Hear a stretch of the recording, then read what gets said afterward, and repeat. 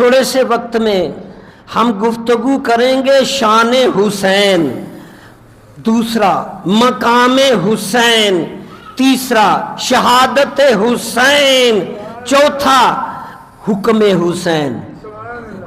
4 باتیں دھیان سے سمجھ لیں، تھوڑے وقت میں انشاءاللہ العزیز مقصد پورا ہو جائے گا۔ اللہ ان شہداء کے صدقے ہمارے مرحومین کو بخش دے اور ہمیں ان شہداء کے نقش قدم پر چلائے۔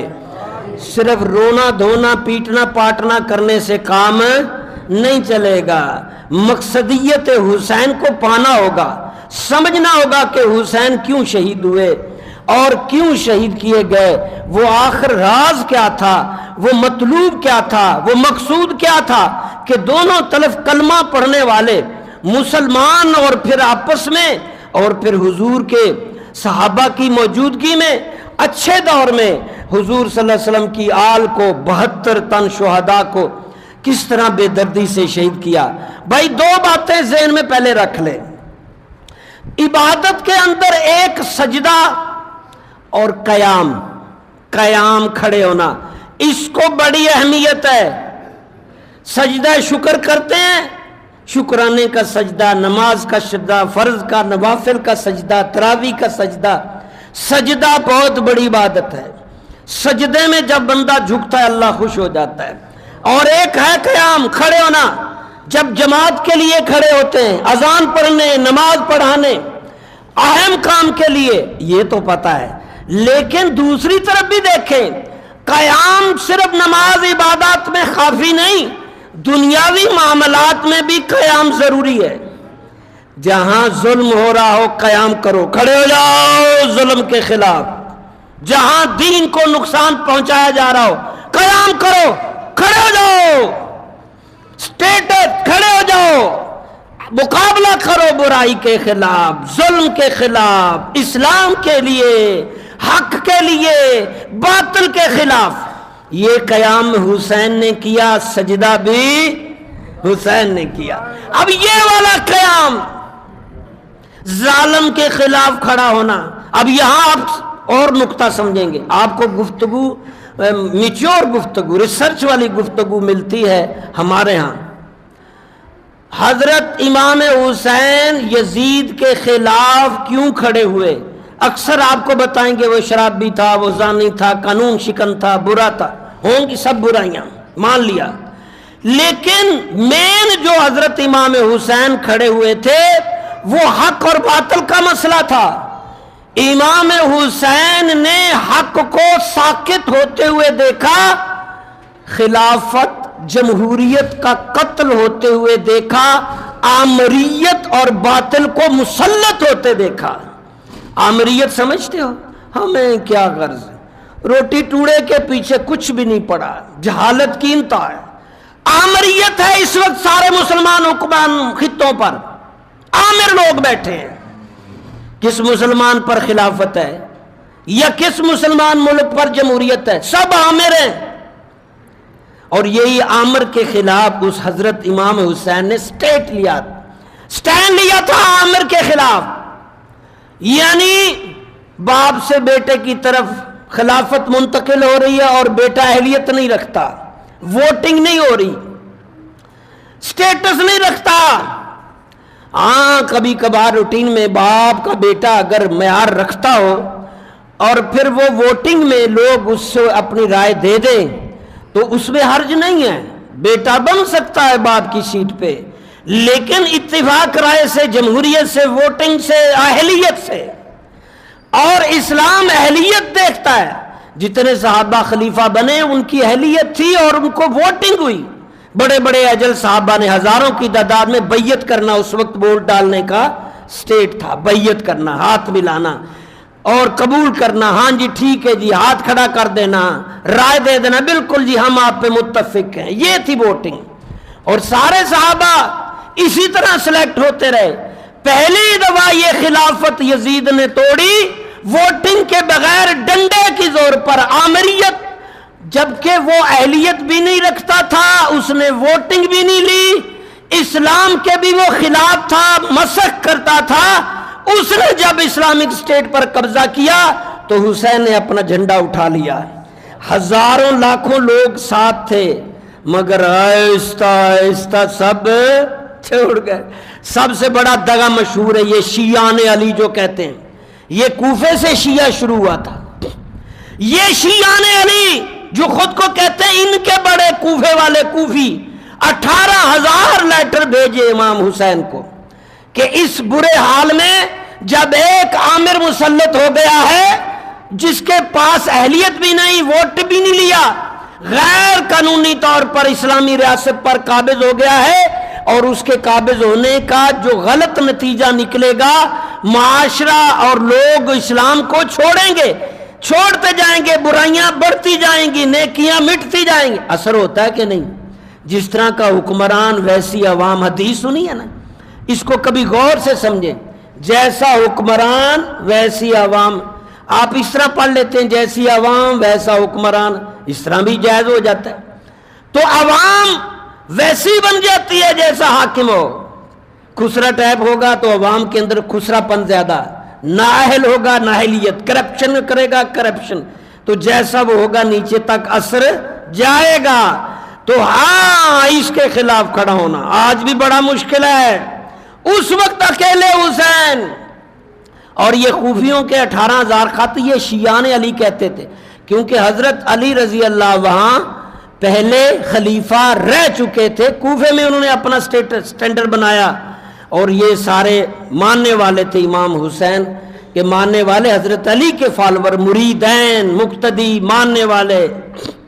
مگر جب حسین پہنچے تو یہ 18,000 بندے غائب ہو چکے تھے، بے وفا ہو گئے تھے، یزید کے ساتھ مل گئے تھے، اور پھر جب یزید نے شہید کر دیا، اس کے اہلکاروں نے اہل بیت کو شہید کر دیا، یہ 18,000 پھر کھڑپینچ منافق شیعان علی گندے، انہوں نے پھر واہ ویلا کیا، رونا کیا، پہلے محبت کا اظہار کیا، آؤ، جب آگے تو کھڑے ہوتے نا، آپ مجھے بلائیں اور آپ میری حفاظت نہ کریں، میرے ساتھ نہ کریں، آپ سے بڑا فراڈیا کون ہوگا، دھوکے باز کون ہوگا آپ سے بڑا؟ اور پھر یہاں دھوکہ کیا کہ پیچھے ہٹ گئے یزید کے ساتھ، بلا کر انہیں مل یزید کے ساتھ، اور پھر اس کے بعد جب شہید ہو گئے تو پھر جی سینہ کو بھی شروع، اور سب سے پہلے یزید نے اعلان کرایا کہ محل میں 3 دن پیٹا پاٹی کیتی جائے، رویا تو جائے، کالے کپڑے پائے جائے، ماتم کیا جائے۔ وہ خبیث آدمی یزید کہہ رہا ہے، جمعے میں اعلان کروا رہا ہے کہ 3 دن سوگ کیا جائے، کالے کپڑے، رونا دھونا، اور وہ اس کے سرکاری اعلان، مروانے والا بھی خود، پیٹنے والا بھی خود، اور واہ بھائی واہ، یہ ہے منافقت، ڈبل گیم، خود ہی مروایا خود ہی آنسو بہا رہے ہیں۔ اور یہی لوگ پھر یہاں سے یزید کے حکم پر ماتم زاری شروع ہو گئی 3 دن، اور پھر چلتے جو 7 کوفہ علاقے میں، اب دنیا بھر میں کوئی نہیں پوچھتا یہ کیا ہے۔ او بھائی یہ قیام حسین، سجدہ حسین کہاں گیا؟ ماتم کافی ہے، جانتے نہیں امام حسین جب میدان کربلا میں تھے واعظ و نصیحت کر رہے تھے، اور فرما رہے تھے آپ کو وہ 3 باتیں یاد رکھنی چاہیے۔ آپ کے ذہن میں ہوگا شاید خلافت لینے کے لیے امام حسین نے بادشاہی لینے کے لیے یہ قدم اٹھایا، ایسا نہیں تھا۔ اسلام کو نافذ کرنے، اسلامی قوانین کا تحفظ کرنے، آزاد اور ووٹنگ سے صحیح بندہ سلیکٹ کرنے کے لیے آواز اٹھائی تھی۔ یہ نہیں کہا کہ مجھے ووٹ دو اس کو دو، نہ، یہ طریقہ اس کا غلط تھا کہ باپ کے فوت ہوتے ہی اس نے سلطنت پہ قبضہ کر لیا، کوئی ووٹنگ نہیں، کوئی اہلیت نہیں، کوئی سٹینڈر نہیں، صحابہ کی موجودگی میں، اور یہ سٹینڈ لیا کافی لوگوں نے، مگر وہ پسے پشتاں چلے گئے آہستہ آہستہ۔ حق سچ کے ساتھ کھڑا ہونا بڑا مشکل ہے، کہتے ہیں سچا آدمی ہمیشہ اکیلا رہ جاتا ہے۔ جھوٹ دا سودا ہتھوں ہتھ، سچ دا گاہک ٹاواں ٹاواں، اتوں سارے بندے دس دے، وچوں بندہ ٹاواں ٹاواں.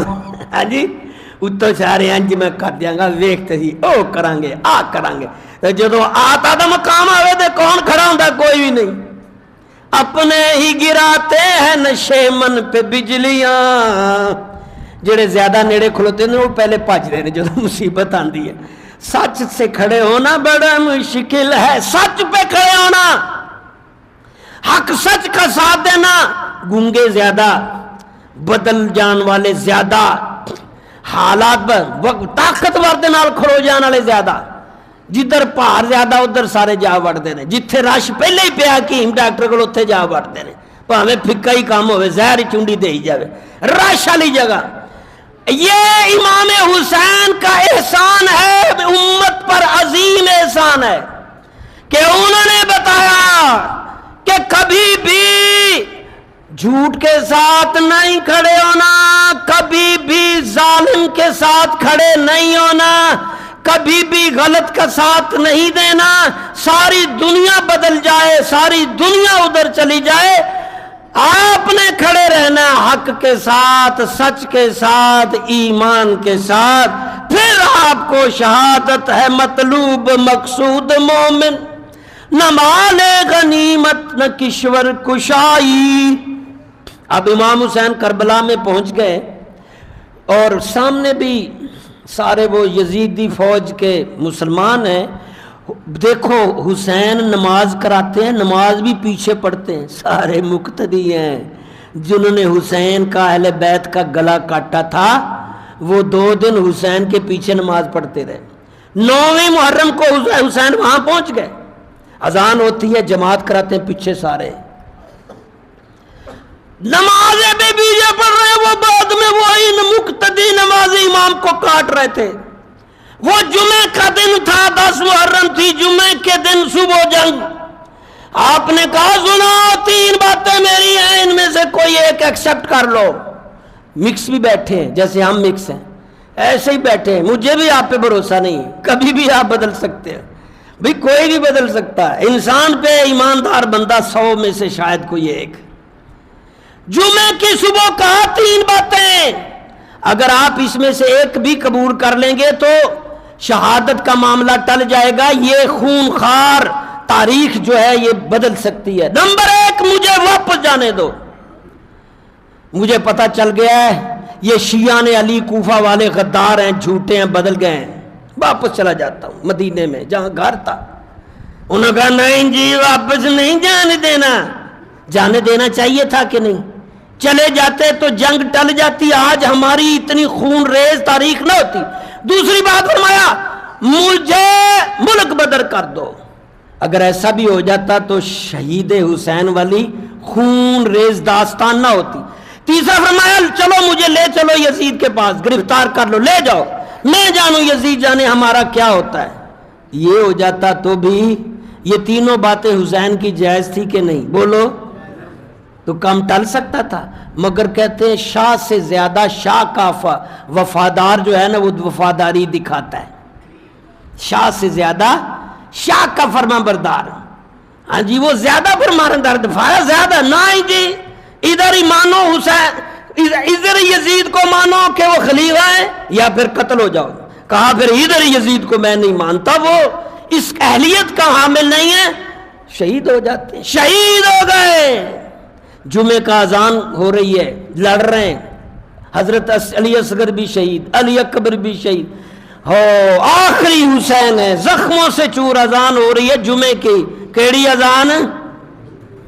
اور فرمایا جمعے کی اذان ہو رہی ہے، جنگ کو روکو، سجدہ کریں، تھوڑی دیر رک جاؤ، تھوڑی دیر رک جاؤ، مجھے سجدہ کرنے دو. اور پھر وہ مٹی سے تیمم کیا، زخمی جسم. جب جناب سجدے میں گئے تو آگے بڑھ کر شمر نے سر کو شہید کر دیا. حضرت حسین کا سر سجدے میں کٹا. کہاں کٹا؟ اللہ اللہ. قیام کھڑے رہے، حق سچ کے لیے کھڑے رہے، قیام کھڑے رہے، سجدے میں شہادت پائی. یہ 2 کنڈیشنیں یاد رکھ لو، قیام سجدہ سٹیٹ. اور پھر اسی سر حسین نے نیزے پر جو لٹکا کر گھوم رہے تھے، دنیا کو دکھا رہے تھے، جب ہم محمد کے نواسے کو شہید کر سکتے ہیں، تم کون ہوتے ہو ہماری آمریت کو قبول کرو؟ تو حسین کا سر نیزے پہ قرآن پڑھ رہا تھا. انشاءاللہ